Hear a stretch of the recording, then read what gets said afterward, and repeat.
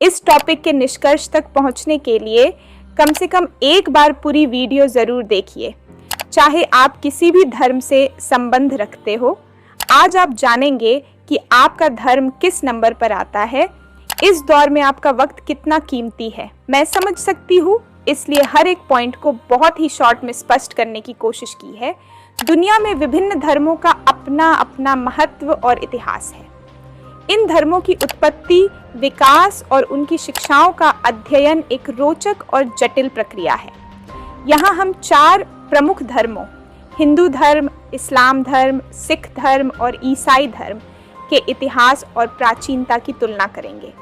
सबसे पहले हिंदू धर्म की बात करते हैं।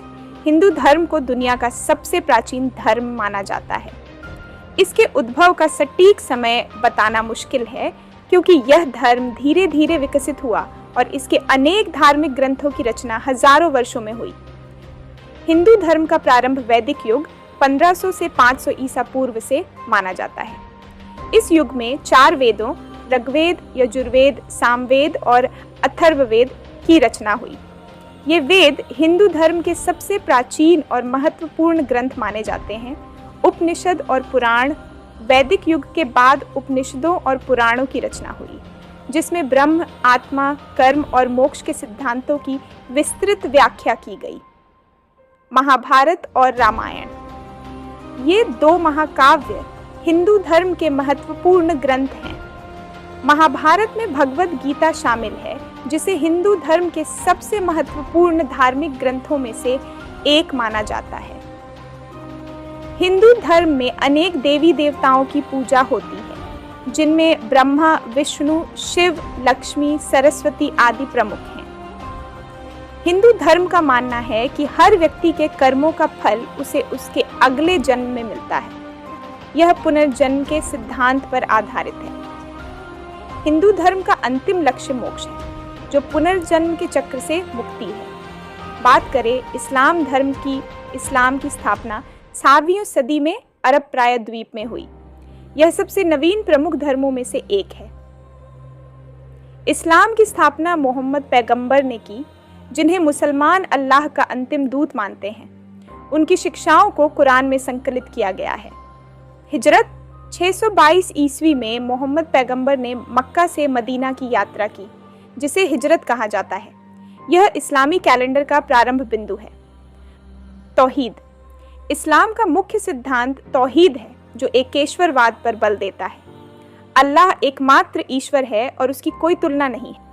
इस्लाम में मोहम्मद पैगंबर को अंतिम नबी माना जाता है और उनसे पहले अनेक नबी दूत हुए हैं। इस्लाम के 5 स्तंभ हैं: शहादा, विश्वास का उद्घोष, सलात, नमाज, जकात, दान, सवम, रोजा और हज, मक्का की यात्रा। बात करें सिख धर्म की, तो सिख धर्म की स्थापना 15वीं सदी के अंत में गुरु नानक देव जी ने की। यह धर्म मुख्यतः पंजाब क्षेत्र में उत्पन्न हुआ। इतिहास और उत्पत्ति, गुरु नानक देव जी सिख धर्म के संस्थापक गुरु नानक देव जी थे। उन्होंने 1468 में वर्तमान पाकिस्तान के ननकाना साहिब में जन्म लिया। सिख धर्म के 10 गुरु हुए, जिनमें अंतिम गुरु गुरु गोविंद सिंह जी ने गुरु ग्रंथ साहिब को सिखों का अंतिम और शाश्वत गुरु घोषित किया। सिख धर्म में एकेश्वरवाद पर बल दिया जाता है। एक ओंकार का अर्थ है कि ईश्वर एक है।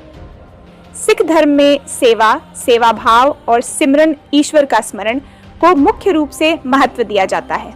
गुरु ग्रंथ साहिब, सिख धर्म का पवित्र ग्रंथ गुरु ग्रंथ साहिब सिखों के लिए मार्गदर्शन का प्रमुख स्रोत है। बात करें ईसाई धर्म की, तो ईसाई धर्म की स्थापना यीशु मसीह की शिक्षाओं पर आधारित है। इसका उद्भव प्रथम शताब्दी में हुआ। ईसाई धर्म के संस्थापक यीशु मसीह थे, जिन्हें ईसाई ईश्वर का पुत्र मानते हैं। उनका जन्म लगभग 4 ईसा पूर्व में हुआ था। बाइबल, ईसाई धर्म के 2 मुख्य ग्रंथ हैं, पुराना नियम और नया नियम। नया नियम मुख्य रूप से यीशु मसीह की शिक्षाओं और उनके जीवन पर केंद्रित है। ईसाई धर्म में त्रिमूर्ति का सिद्धांत है, जिसमें पिता, गॉड, पुत्र यीशु मसीह और पवित्र आत्मा शामिल हैं। यीशु मसीह की शिक्षाओं का मुख्य सार प्रेम और क्षमा है। उन्होंने अपने अनुयायियों को प्रेम, दया और क्षमा का मार्ग दिखाया। ईसाई धर्म का मानना है कि यीशु मसीह के प्रति विश्वास के माध्यम से ही मोक्ष प्राप्त किया जा सकता है।